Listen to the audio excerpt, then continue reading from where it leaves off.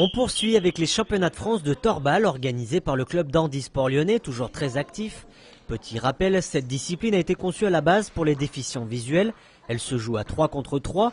Il n'y a pas d'affrontement direct entre les équipes, chacun est dans son camp. Il faut marquer en tirant sous les cordes situées au centre du terrain.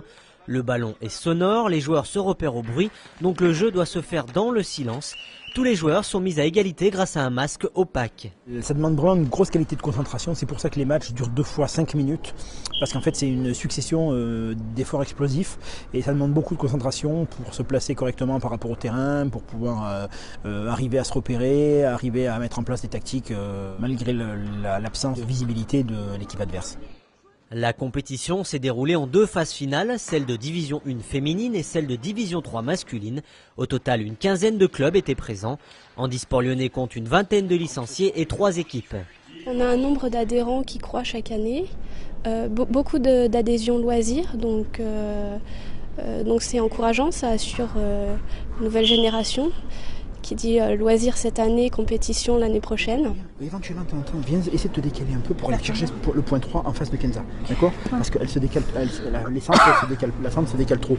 Donc si tu arrives à éventuellement te décaler un peu, comme l'autre ailier ne suit pas, il y a moyen de passer par là. L'équipe féminine d'handisport lyonnais est encore en construction, beaucoup de jeunes joueuses avec seulement 2 expérimentées. Elles n'ont pas pu rivaliser avec Poitiers, les vainqueurs surprises car on attendait plus les championnes du monde de Paris. Les Lyonnaises, 4e l'an passé, terminent finalement 5e cette année. Elles sont en progression, individuellement, sur certaines joueuses. On sent quand même une certaine fragilité. Sur les matchs, dès qu'elles commencent à se prendre quelques buts, souvent derrière, il manque cette capacité à se relancer. Sur le plan national, le torbal stagne en termes de licenciés.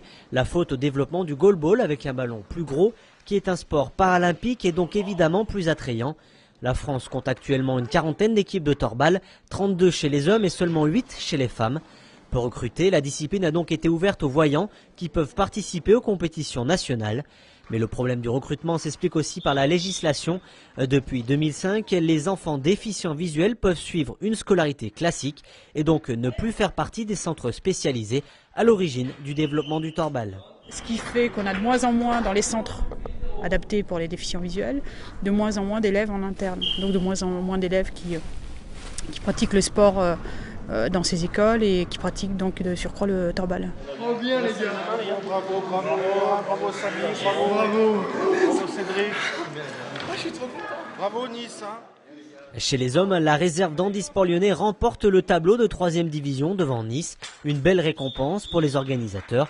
Mais si le torbal n'est pas représenté aux Jeux paralympiques, il n'en reste pas moins très populaire.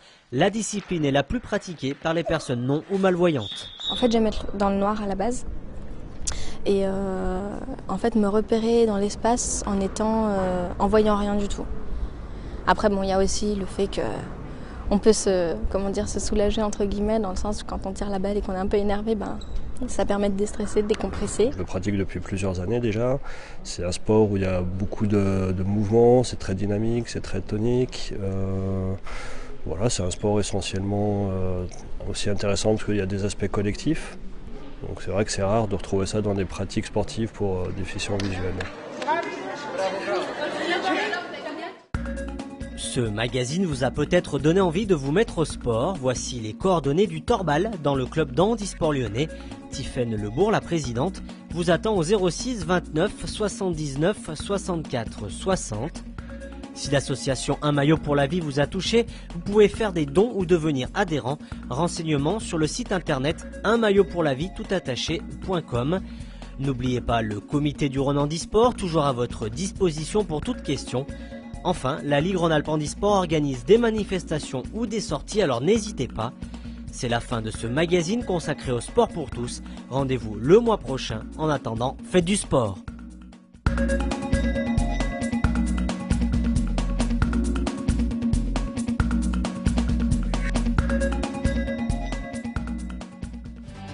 Partenaire de l'handicap, le groupe Apicil vous a présenté Horizon Handisport.